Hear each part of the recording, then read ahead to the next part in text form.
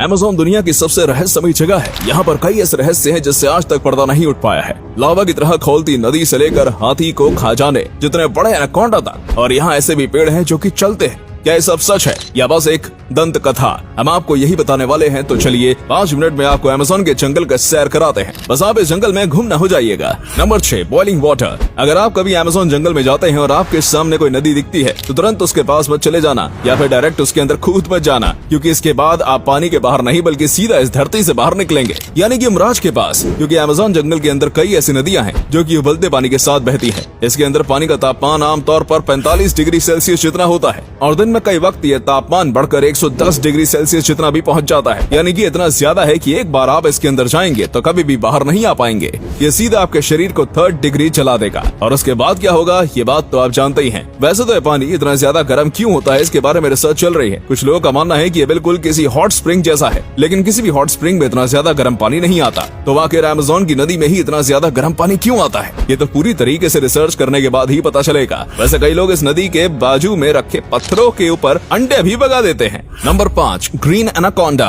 Amazon forest को और भी ज्यादा खतरनाक बनाने के पीछे एनाकोंडा सांप का भी हाथ है। अब आप ही बताइए, ऐसे सांप के पास कौन ही जाना चाहेगा जो कि चुटकियों में आपकी जान ले सकता है। माना कि एनाकोंडा के पास जहर नहीं है, लेकिन इसकी शारीरिक शक्ति किसी भी इंसान को हरा सकती है। और रही बात इसके खाने की, तो ये किसी भी चीज को खा सकता है। और किसी भी चीज से मेरा मतलब है किसी भी चीज को, क्योंकि इसे जंगल में कई बार मगरमच्छ, हिरण, यहाँ तक कि तेंदुए को भी खाते हुए देखा गया है। और कई बार इनके पेट में से इंसानी अवशेष भी मिले हैं। पूरी दुनिया में कितने एनाकोंडा मौजूद हैं ये बात कोई भी नहीं जानता। और साथ में ये बात आप भी नहीं जानते होंगे कि एनाकोंडा की कोई उम्र नहीं होती। ये तब तक बढ़ते हैं जब तक इन्हें कोई बीमारी न हो जाए या फिर ये भूख से न मर जाएं। इसलिए कई बार विशाल कई एनाकोंडा को देखने का भी दावा किया गया है, जो कि एक हाथी को भी खा सकता है, लेकिन इसके पुख्ते सबूत नहीं मिले हैं। और अब तक सबसे बड़ा जो एनाकोंडा मिला है वो 33 फीट का था। स्थानीय लोगों का कहना है कि उन्होंने 50 और 100 फीट जितने बड़े एनाकोंडा को भी देखा है। और इस वीडियो में आपको जो एनाकोंडा दिख रहा है वो भी बेहद बड़ा एनाकोंडा है, लेकिन इसे मापा नहीं गया, क्योंकि पहले तो ये लोग यहाँ से डर कर भाग गए और जब ये गार्ड के साथ वापस आए तब ये मिला नहीं। लेकिन यकीनन अब तक मिले एनाकोंडा से बड़ा था।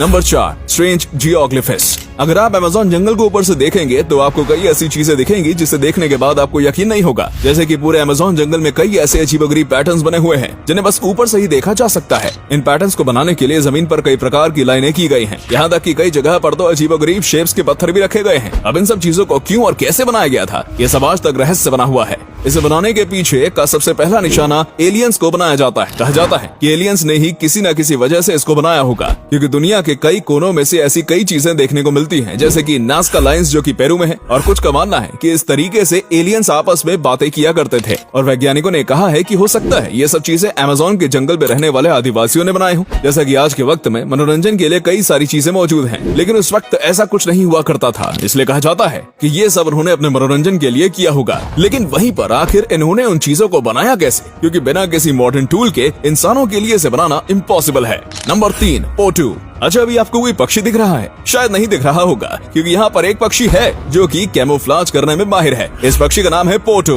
और ये अमेज़न की खासियत है। ये पक्षी इतने शातिर तरीके से अपने आप को छुपाता है कि कोई भी शिकारी इसे देख नहीं पाता। इसके शरीर का रंग बिल्कुल ही पेड़ पौधे जैसा है, जिसकी वजह से किसी भी पेड़ के तने में आसानी से छिप सकता है। इसकी आंख भी पूरी तरीके से काली होती है, जो कि इसे कैमोफ्लाज करने में और भी ज्यादा मदद करती है। इस पक्षी की साइज बहुत ही ज्यादा छोटा होता है। ऐसे पक्षी जंगल में काफी ज्यादा मौजूद हैं, लेकिन अक्सर ये देखने को नहीं मिलता है, क्योंकि जाहिर सी बात है ये किसी पेड़ के ऊपर छिपे हुए होते हैं। और ईगल, सांप, स्पाइडर जैसे कई शिकारी इनका शिकार करने की कोशिश करते हैं, लेकिन फिर वो इन्हें छोड़कर किसी आसान शिकार पर चले जाते हैं, जिसके चलते इनकी आबादी काफी अच्छी है इस वक्त। Number 2, walking palm. अगर मैं आपको कहूँ कि अमेज़न के जंगल में एक ऐसा भी पेड़ है जो कि चलता है, तो आपको मुझ पर यकीन नहीं होगा। लेकिन दोस्तों ये बात बिल्कुल सच है, क्योंकि भाई मैं आपसे झूठ थोड़ी ना बोल सकता हूँ। लेकिन किंतु परंतु बंधु, ये पेड़ हम इंसानों की तरह तेजी से नहीं चलता, बल्कि बहुत ही ज्यादा धीरे चलता है। इतना धीरे कि आपकी पूरी जिंदगी में बस 50 सेंटीमीटर ही आगे बढ़ सकता है। इस पेड़ की जो जड़ें होती है वो सूरज की तरफ बढ़ती रहती है, और जैसे ही वो आगे बढ़ती है तो पीछे वाली जो जड़ होती है वो धीरे धीरे करके गायब हो जाती है, और ऐसे ही धीरे धीरे करके ये आगे बढ़ता जाता है। ये देखने में काफी अजीब लगता है, क्योंकि इसकी इतनी सारी जड़ें होती हैं जो बिल्कुल इसे किसी मकड़ी की तरह दिखाती हैं।